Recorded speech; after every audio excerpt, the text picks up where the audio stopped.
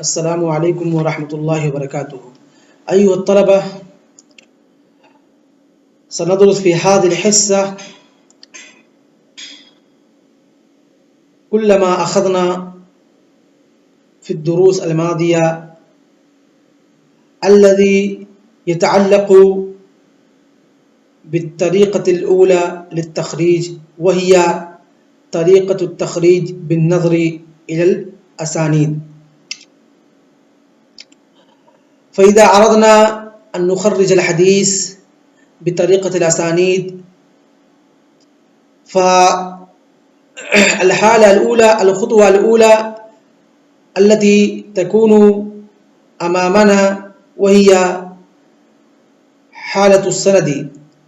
فحالة السند مع المتن تنحصر في ثلاثة أحوال. الحالة الأولى أن يذكر السند مع المتن كاملا، کہ سند اور متن مکمل طور پر پورا اس کا ذکر کیا گیا ہو، پوری کی پوری سند ہو، پوری کی پوری متن، پوری کی پوری سند متن کے ٹکڑے کے ساتھ یا متن کے طرف کے ساتھ ذکر کی جا رہی ہو. والحالة الثانية أن يذكر طرف منه أي طرف من السند مع المتن، کہ سند کا ایک ٹکڑا ذکر کیا جا رہا ہے بیچ سے اور متن کا طرف ذکر کیا جا رہا ہو. اور الحالة الثالثة اللہ یذکر من الاسناد الى الصحابی فقط او الراوی الاعلی، کہ سند کا صرف اور صرف ایک ٹکڑا یا صحابی کی طرف کا ذکر کیا جائے اور یا راوی اعلی اگر حدیث مرسل تابعی کا ذکر کیا جائے اور اس کے علاوہ باقی سند کا ذکر نہ کیا جائے. تو جب ہم حدیث کی تخریج کرنے جائیں گے تو ہمارے سامنے جو سند ہوگی انہی تین حالتوں میں سے کسی ایک حالت میں ہوگی، یا تو پوری کی پوری سند ذکر ہوگی، یا تو سند 20 سے ذکر ہوگی، یا سند کا صرف اور صرف صحابی ذکر ہوں گے. تو اب جب ہم تخریج کرنے جائیں گے تو حدیث کا سند کے ذریعے تو ہمیں دو کتابوں کا سابقہ ہم سے پڑے گا. پہلی کتاب ہے اصیلہ، دوسری کتاب ہے مساعدہ. وہ کتاب اصیلہ اور کتب اصیلہ وہ کتابیں ہیں جن کے اندر حدیث سند اور متن کے ساتھ مکمل طور پر ذکر ہوتی ہے. جیسے کتب المسانید ہے، چاہے مسند ابی اعلی ہو، چاہے مسند احمد بن حنبل ہو، چاہے مسند ابو داؤد طیالسی ہو، چاہے مسند عبد بن محمد الکشی ہو، کسی کی بھی مسند ہے. اور دوسری کتابیں معاجم، جو کتب اصیلہ میں سے دوسری ہے معاجم، چاہے وہ معاجم الکبیر طبرانی ہو، چاہے معاجم الاوسط ہو، چاہے معاجم الصغیر ہو، چاہے معجم ابی اعلی ہو یا معجم العرابی ہو، کسی کی بھی معجم ہو. اور تیسری کتاب جو کتب اصیلہ میں سے آتی ہے الکتب التی خرجت بعض الروایات من تترجم لهم التواریخ المسندہ، یا ان کو ہم مختصر الفاظ میں تواریخ مسندہ کہہ سکتے ہیں، یا وہ کتابیں جن کے اندر بعض حدیثوں کو سند کے ساتھ ذکر کیا گیا ہو اور وہ کتابیں مکمل طور پر حدیث کی کتابیں نہ ہوں بلکہ تاریخی کتابیں ہوں. جیسے الطبقات الکبریٰ ہے، یا تاریخ بغداد ہے، یا تاریخ دمشق ہے، یا اس کے علاوہ حلیۃ الاولیاء ہے اصفہانی رحمہ اللہ کی. تو یہ کتب اصیلہ میں سے آتی ہیں. اس کے بعد جو دوسری کتاب ہے کتب مساعدہ. کتب مساعدہ میں کتب الاطراف آتی ہیں. اب کتب الاطراف میں بہت ساری کتابیں ہیں، جن تحفۃ الاشراف امام مزی رحمہ اللہ کی، اتحاف المہارہ حافظ ابن حجر رحمہ اللہ کی، اور اسی طریقے سے اطراف المسند المعتلی باطراف المسند الحنبلی، یہ مسند احمد بن حنبل کی اطراف، اس کے اندر امام حافظ ابن حجر رحمہ اللہ ذکر کرتے ہیں. اسی طریقے سے الایماء الی اطراف کتاب المؤطا ابو العباس دانی رحمہ اللہ کی، جو اس کے اندر صرف اور صرف مؤطا کے اطراف کو ذکر کرتے ہیں.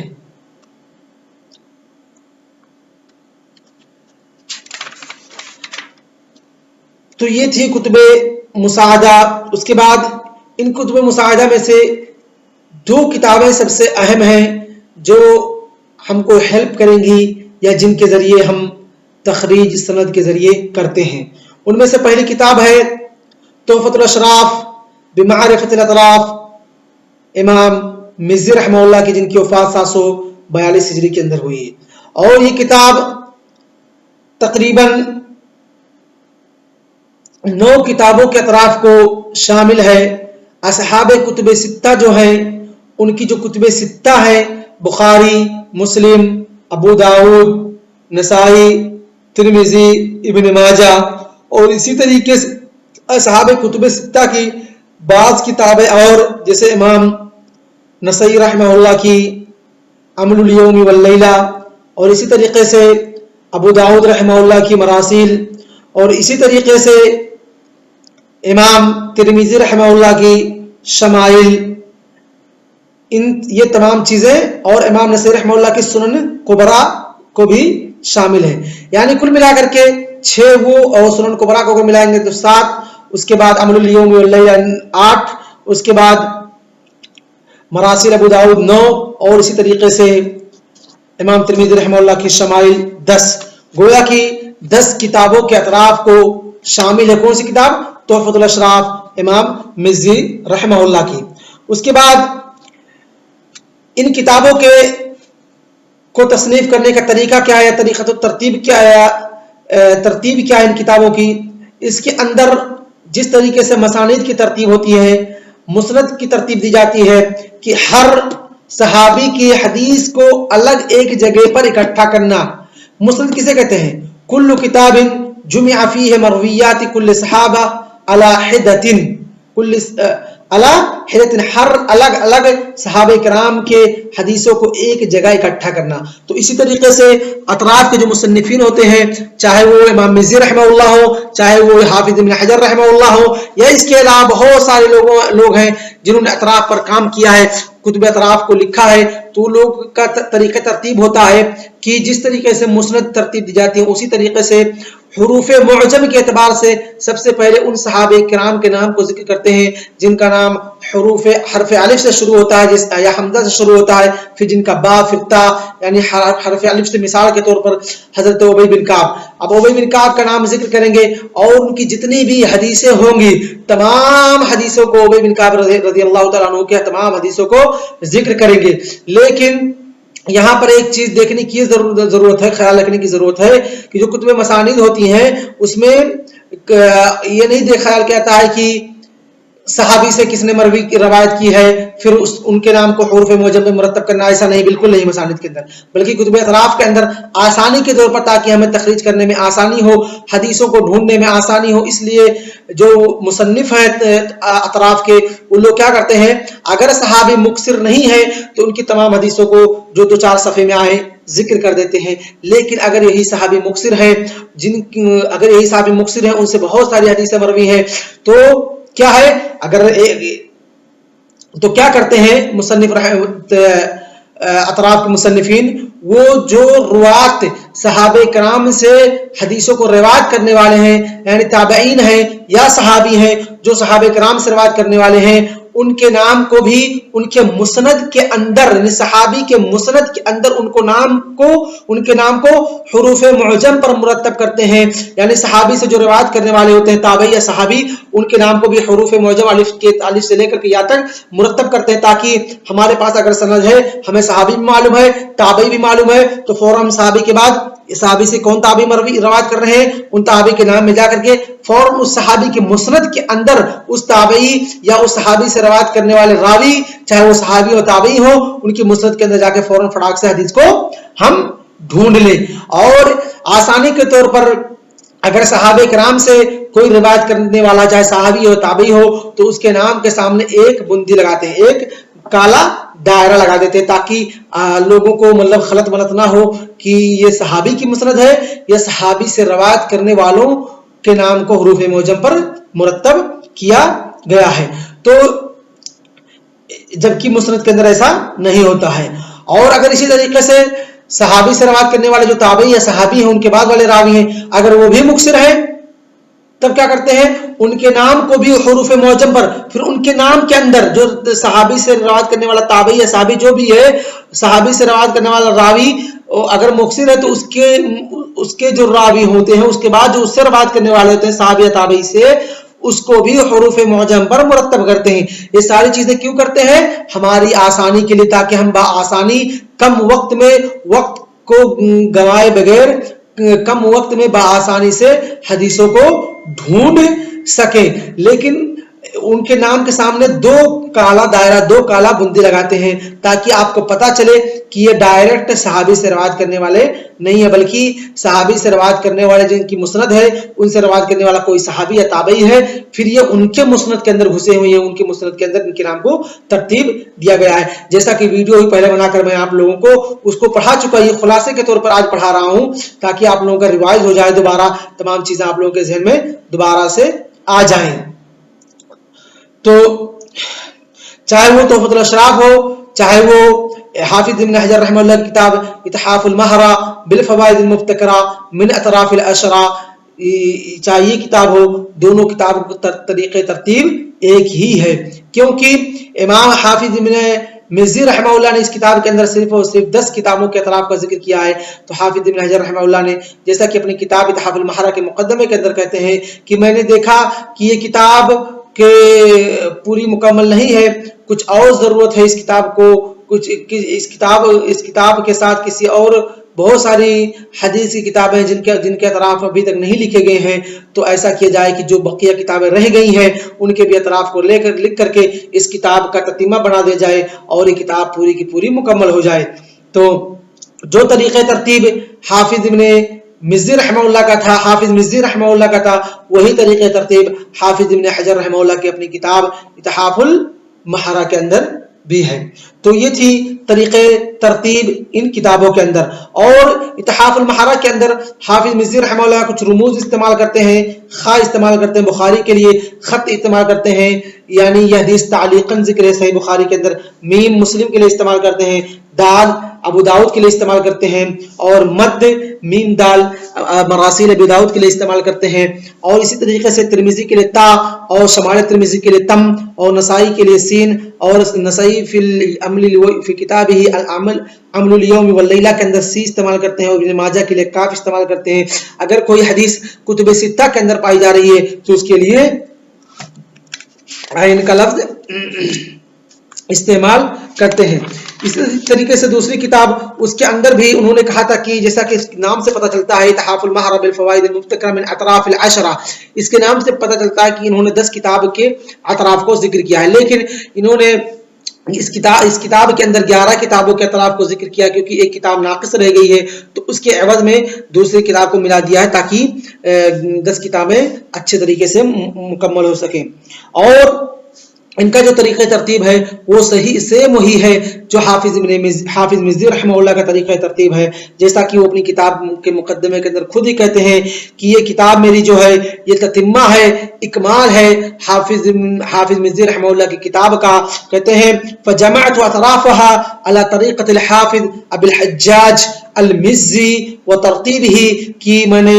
کتاب کے اطراف کو اسی طریقے سے جمع کیا، اسی ترتیب پہ جمع کیا ہے جس طریقے سے حافظ مزی رحمہ اللہ نے اپنی کتاب تحفۃ الاشراف کے اندر ذکر کیا ہے. لیکن میرا فرق یہ ہے کہ حافظ ابن مزی رحمہ اللہ کتب الاطراف اپنی کتاب کے اندر تحفۃ الاشراف کے اندر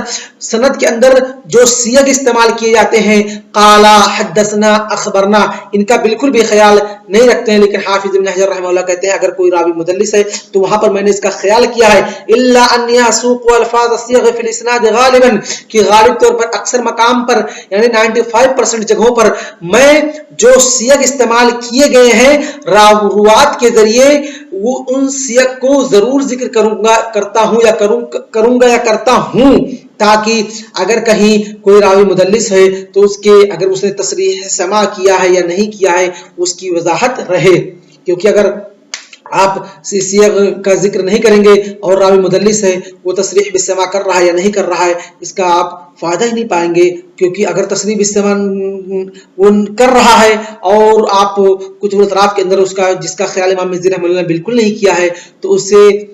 آپ کیا کریں گے، اگر اس حدیث اس سند کو لے کر کے حدیث پر کلام کرنا شروع کر دیں گے تو حدیث ضعیف ہو جائے گی. کیونکہ کہیں گے مدلس ہے، مدلس اس سے روایت کرتا ہے جسے سنا ہی نہیں ہے، حدیث ضعیف.